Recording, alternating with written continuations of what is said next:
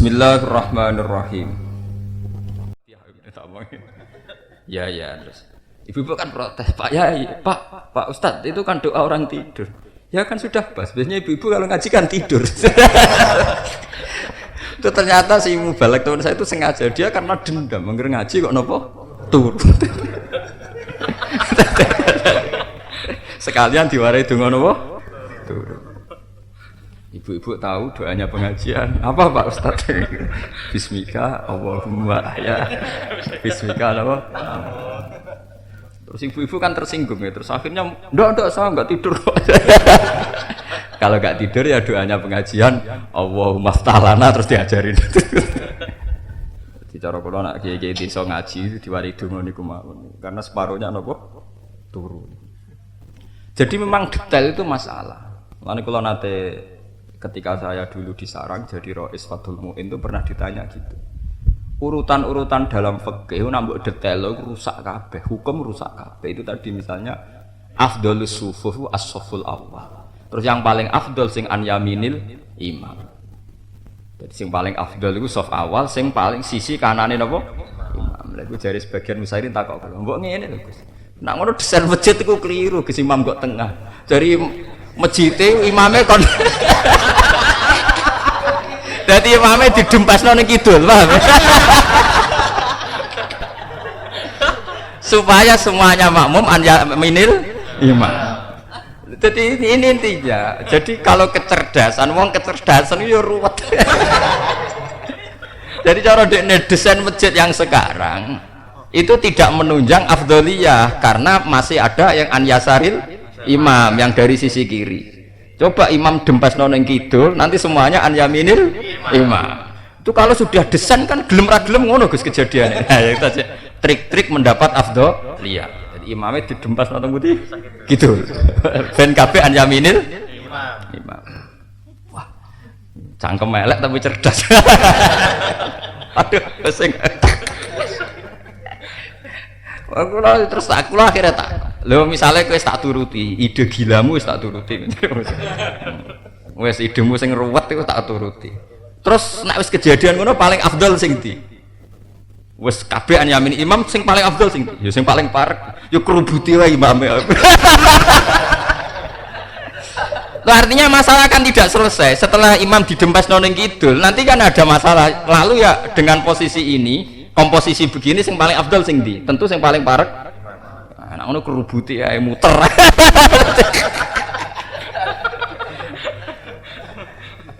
Mboten niki cerita ilmiah betapa aturan-aturan dalam fikih afdhaliyah itu ora usah mbok aplikasekno terus begitu. Nah mbok aplikasekno misalnya tadi yang percaya GPS, kalau Ka'bah luasnya 15 meter berarti tidak boleh ada masjid yang melebihi 15 meter. Nah, terus kok gerbong sepur kabeh masjid kan? Ini kalau cerita, mulane Nabi ngendikan halakal mutanattiun, halakal mutasaddiqun. Wong sing jero-jerokno agama iku rusak. Ya karena memang masalah agama nek jero-jerokno ruwet. Halakal mutanattiun, halakal mutasaddiqun itu rusak. Makanya saya sebagai ulama itu kudu ono uraan. Ulama itu harus ada ketidakseriusannya. Nak kabeh ulama serius malah rusak. Untung sing biasane serius rapati ulama niku alhamdulillah. Nah ulama kecenderungannya tidak nopo serius, tapi ketidakseriusannya justru untuk menjaga konstitusi nopo ulama. Karena sebagian agama harus yasiru wala tu'assir, harus gampang. Paham gitu? Tidak yang pakar-pakar GPS, pakar yang maros til kiblat itu harus ngomong orang ngaji kula niki. Ini peringatan. Jadi oke lah kita seneng detail karena di era global itu memang mudah sekali untuk nopo detail. Tapi kalau taruh detail nanti konsekuensinya masjid harus lu mulas pinten? Di luar iku kudu cek. Terus walam yakul bihi ahadun ora ono ulama waras sing ngomong ngono kan ya ora ono. Lho nggih to logikane kan gitu kan. Kalau untuk menuju satu titik yang melebihi garis titik itu harus napa cek. Operator lucu. Kabeh masjid bentuk U. Niki penting kula aturaken. Jadi itu mesti rusak kalau kita. Makanya saya termasuk dalam hal ini sependapat kalian guru kula, kalian kiai-kiai. Asal menentangnya an ilmin ya karena tahu. Seperti saya, seperti guru-guru saya itu menentangnya karena tahu. Ora kok menentangi, wah iki dhisik masjid wali, kowe mbek wali sing wis mati-mati rak pinter wali. Wah kotok-kotokan jenenge. Ini buatan ilmiah nih, maksudnya nak kepingin ilmiah itu tadi. Kalau memaksakan ainal Ka'bah itu ya harus seluas nopo Ka'bah. Yang mau tuh kali. Kalau afdalus sufuf an yaminil imam bukan berarti imamnya didempes nonton itu. Kidul. Kena didempes nonton kidul. Kabeh an yaminil imam. Ya masuk akal ini. Jadi ini oleh takok ya cerdas. Iya lah Gus. Kiai sudah tahu kalau yang paling afdal an yaminil imam. Muga imam kok tengah. Itu tetap orang sing kok kiri. Imamnya dah kok pola apa? Kidul. Ben kabeh an yaminil bar. Paling nyuwara ngadepi wong cerdas, nakal uteke nakal. Ya jane gue sing ngandani kula. Jenengan jogeman Gus kusuk teman-teman. Kok mari swargane awur Kanjeng Nabi awur kiai-kiai. Lah piye? Gak penak sungkan.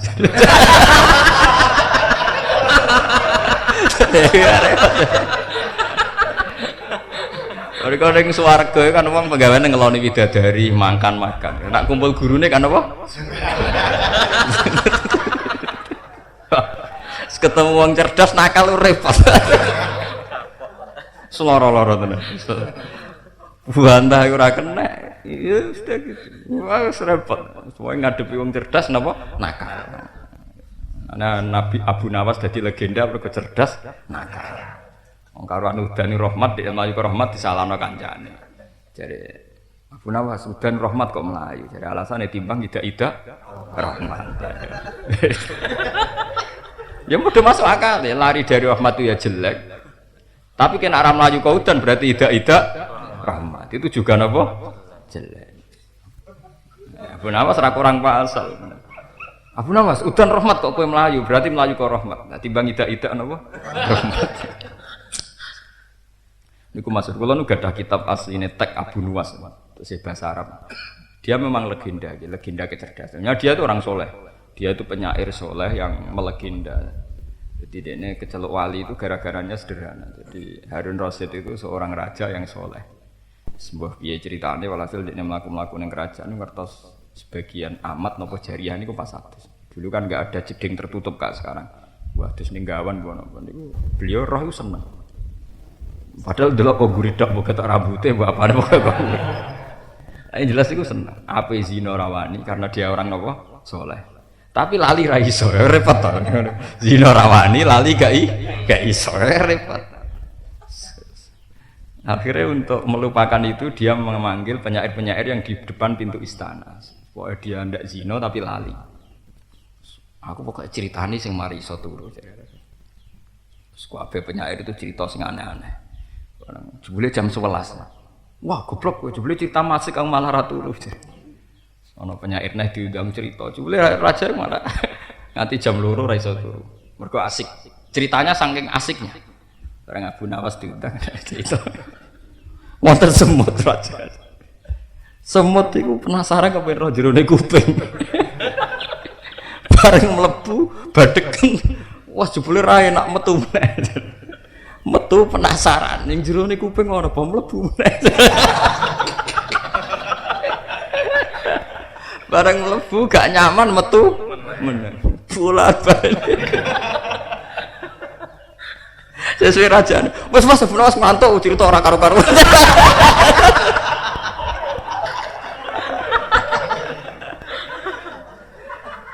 Akhirnya setelah raja itu tidur terus eling dene. Ternyata yang memenangkan itu sinten? Abu Nawas. Jadi ternyata dia malah cerita yang tidak asik gitu. Yang kacau, yang apa? Yang kacau. Nah, itu yang lucu itu ditanya sama raja. Kenapa kamu cerita sekacau itu? Atau eling semut, tiba eling rambut kok gurih malah ra iso turu.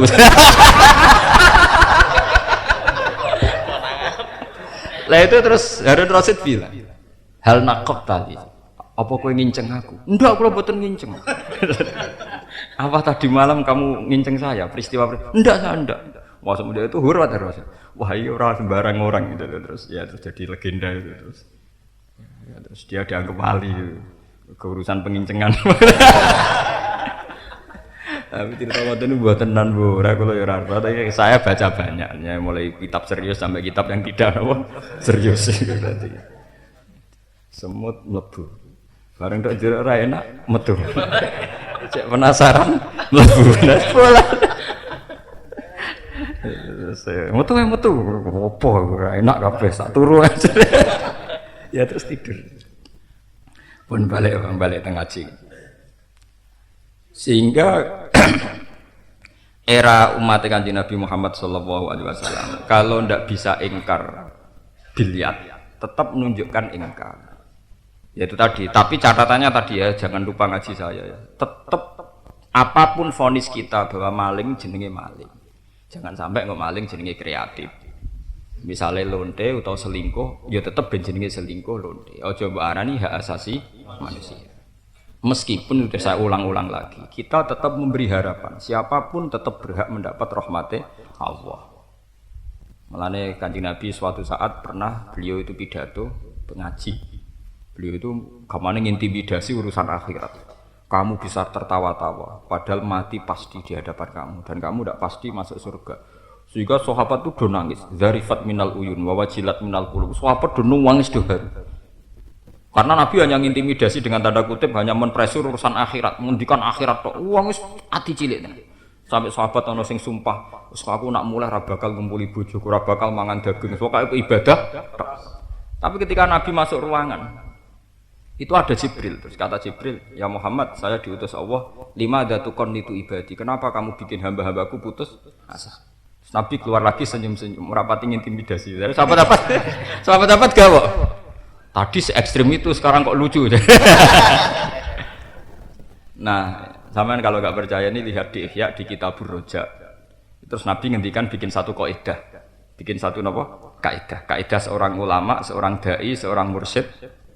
Dan kaidah ini berlaku ila yaumil kiamah. Niki rungokno tenan iki. Kaidahnya seorang mursyid Nabi dawuh, ala unabbiukum bil faqih kullal faqih. Ini saya apal teksnya. Ini hadis kila itu mauqufun ala aliyin, tapi sebagian ulama meyakini itu hadis marfu. Memang hadis. Ala unabbiukum bil faqih kullal faqih. Qalu bala ya Rasulullah. Apa perlu saya ceritakan ke kamu siapa orang yang benar-benar pinter, yang benar-benar al-faqih kullal apa? Faqih. Terus qalu bala ya Rasulullah, qal malam yuknitin nas min rahmatillah walam yu'amminhum min makrillah. Orang yang tidak bikin orang lain putus asa dari rahmatnya Allah, tapi juga tidak bikin orang nyaman dari azabnya Allah. Itu disebut hidup itu bainal khaufi war raja. Jadi malam yuknitin nas min rahmatillah walam yu'amminhum min makrillah. Nah ini penting kalau aturakan karena sekarang itu orang tidak seimbang. Ada kiai mau cerita swarga, ada yang cerita neraka. Itu harus normal itu tadi. Jangan sampai orang jadi kunut putus asa. Tapi juga jangan sampai orang merasanya nyaman. Ini penting kalau aturakan yaitu tadi. Tapi bahasa tadi tetap nggak boleh dirubah. Inna Allaha ta'ala la yansi'u barakatal ardi hatta la yuqala lidzalim anta zalim. Itu bahaya sekali kalau hukum dirubah-rubah. Sebetulnya kita enggak apa, wong orang alim kita arani alim ora apa-apa, tapi setelah kita katakan alim kurang fatwane melingkar kan menyesat. Malah Nabi tetap menghentikan Inna Allaha ta'ala la yanzi'ul ilma intiza'an yantazi'u binal ibad walakin yanzi'ul ilma bi qabdil ulama. Hatta idza lam yubqi aliman ittakhadhan nasu ru'asa'an apa juhalan. Fasuilu fa'aftau bi ghairi ilmin fadallu wa Nabi meskipun orangnya santun dan Nabi itu orang paling ahsanil khuluq, akhlaknya terbaik, tetap bilang kalau orang alim sudah mati ya orang akan mengambil pemimpin ru'asa'ah juhalan. Nabi tetap bilang itu juhalan. Kenapa Nabi tetap bilang juhalan? Kalau orang bodoh dikatakan alim, akibat dari dikatakan alim dia kalau fatwa dipercaya. Padahal fatwanya melenceng. Makanya misalnya kalau cara ditakoi, nak Tuhan nyakang angel. Darani bodoh ra bodoh, angel. Enak sing jelas ki malah enak. Repot. Ini itu saja kan kasus-kasus nyata yang orang antara ngalim mbek ra ngalim terus membingungkan fatwanya. Mane kula cek seneng tuh gelem ngaji benang misale bodhone cek sithik karek buak sithik. Dadi tapi nyakang haram, nyakang napa? Haram. Nak bodoh kan karuan oleh fatwa. Nak ngalim oleh fatwa, tapi nak benahuma Mulane kaya panitia swarga paling mangkel mbek penghuni Araf, Ashabul Araf. Mergo nak ngetokno nampan mangan kangelan metu bareng. Ngel-ngel wong mbek Ashabul Araf napa? Sing neraka kan jelas, sing ning swarga jelas. Tapi nak sing ning pager cara pelayan nak bingung, sing pager ngel-ngel wong. Padahal sing ning pager pirang-pirang kok sampean-sampean kan potensi jadi Ashabul napa? Araf. Wa bainahuma napa? Hijab. Wa alal Araf. Ya, itu misalnya ngeten, fatwa sing membingungkan, sing mirip-mirip misalnya ngeten. Ini yang kejadian nyata. Sayyidina Ali sama Sayyidina Umar Abu Bakar itu menghadapi satu masalah. Ono wong bar dipegat bojone, dipegat-gat nih. Terus dia setelah 10 hari, kila 15 dino melahirkan. Sebelum ada fikih yang sekarang, sebelum ada fikih, sampean sekarang fikih itu kan tomo mateng. Tompo mateng dari istimbatnya Imam Syafi'i yang dok sampean lewat kitab takrib macam-macam. Kata Sayyidina Ali itu tak tatu bi'ab adil ajal. Dia harus iddah dengan ajal terpanjang. Begitu juga masalah mutawafan anha zawjuha yang ditinggal mati suaminya. Misalnya walladzina yutawaffawna minkum wa yadharuna azwaja yatarabbasna bi anfusina arba'ata asyhurin wa asyra. Berarti setiap perempuan sing ditinggal mati sing lanang iddahe pinten 4 bulan 10 dino. Nah, setelah hanya 15 hari ternyata anak ini melahirkan. Napa? Abu Bakar darani Umar ya wis iddahe entek. Mergo anggap bae wong wedok iki mlebu ayat wa ulatul ahmali ajaluhunna ayyaduna napa hamlah. Sing cara Umar Abu Bakar mlebu ayat orang yang hamil ya batas iddahnya setelah melahir. Tapi cara Sidina Ali piye wae shariful ayat tentang mutafan ahna zaujuha yang ditinggal mati 4 bulan 10 hari. Lah untungnya kita ini anut Imam Syafi'i sing akhoda bi qauli Abi Bakrin wa Umar. Nggih akhoda bi qauli Abi Bakrin wa Umar. Ini penting kalau aturaken. Jadi kita sekarang yang sekarang ini kan wis tampa mateng.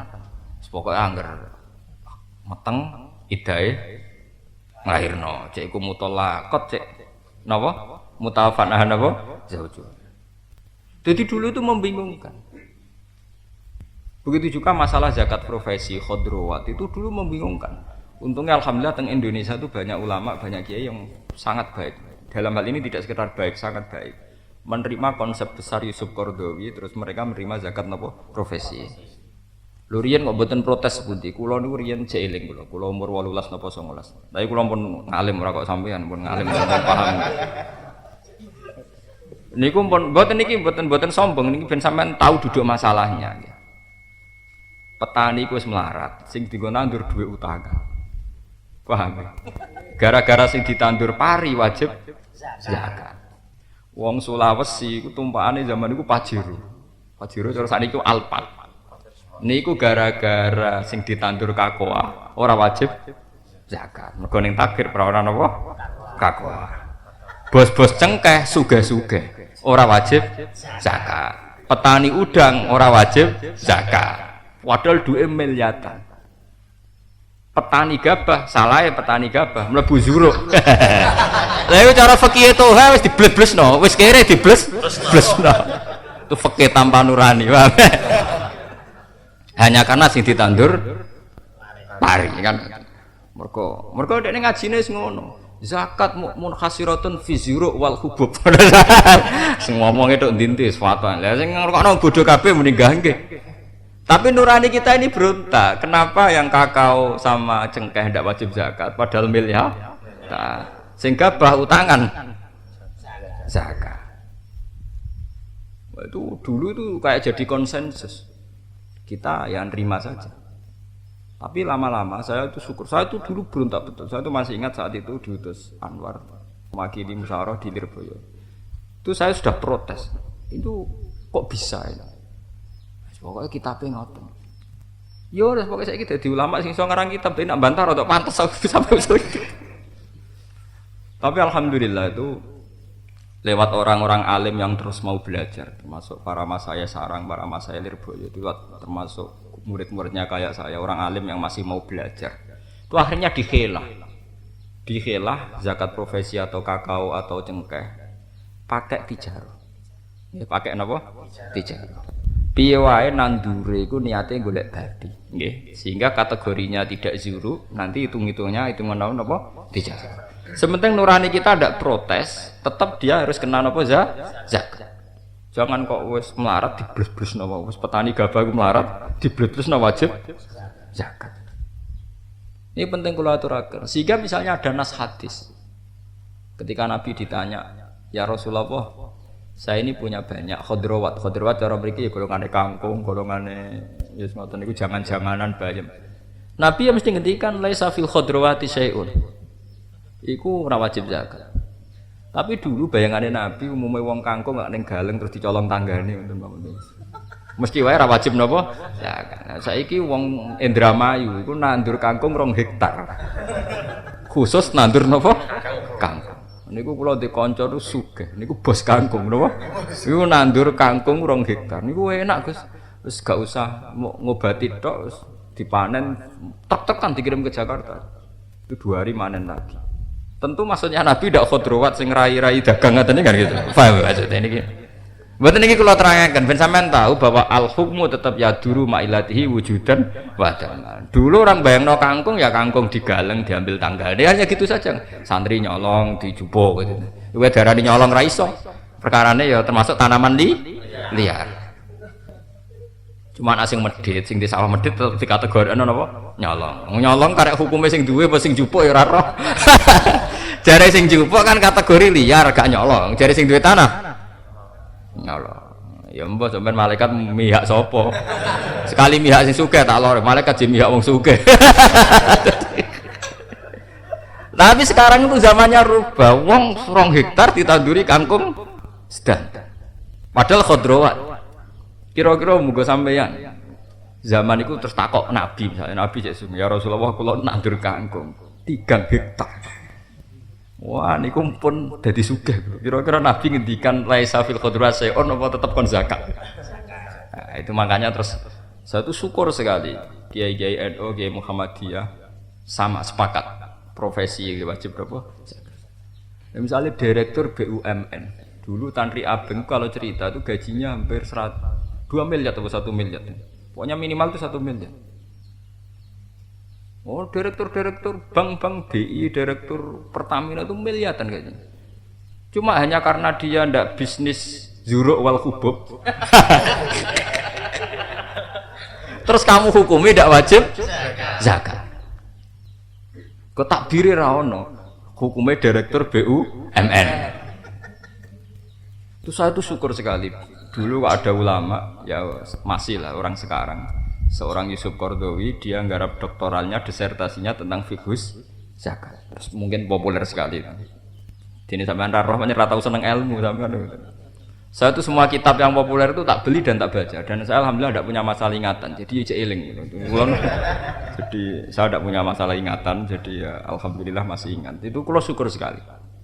Dan sekarang sudah jadi keputusan bersama NU Muhammadiyah semua ormas Islam mengatakan napa profesi wajib napa zakat. Semua tanaman di luar hubuk wa zuru juga wajib zakat. Meskipun kategorinya tijarah. Ingat ya, kategori ini napa? Tijarah. Lalu itu alhamdulillah oleh kiai-kiai yang alim-alim itu dicarikan takbir di majmu' itu masih ada. Ini tenggene majmu' niku wonten takbir termasuk tijarah adalah man ajjaro nafsahu. Jadi zaman dulu itu sudah ada man ajjaro nafsahu. Cuma dulu itu tidak kebayang ada pekerja manol. Dulu itu man ajaro nafsu pikirannya ku manol tukang ngangkut barang. Lho nggih to. Dhisik wong ngremuni kerja okol maksudnya kerja fisik. Niku ya tukang beca, tukang manol, ngangkat barang-barang ning pasar. Itu man ajaro nafsu.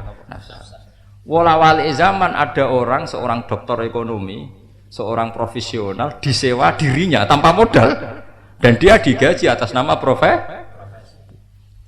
sama tak ceritani Muhammad Assegaf atau pengacaranya Soeharto. Itu tarif dasar itu kalau dia jadi pengacara menang atau tidak menang itu tarif dasarnya 1 miliar. Itu menang tidak menang itu tarif dasarnya berapa? 1 miliar. Itu pengacaranya Pak Harto kayak M. Assegaf terus Felix Tambuporon itu tarif dasarnya segitu. Itu menang tidak menang. Ya pokoknya duit segitu. Iku wajib zakat ora ya misalnya. Ya sampean nyaduk mlebu penjara tuh bangkon bayar.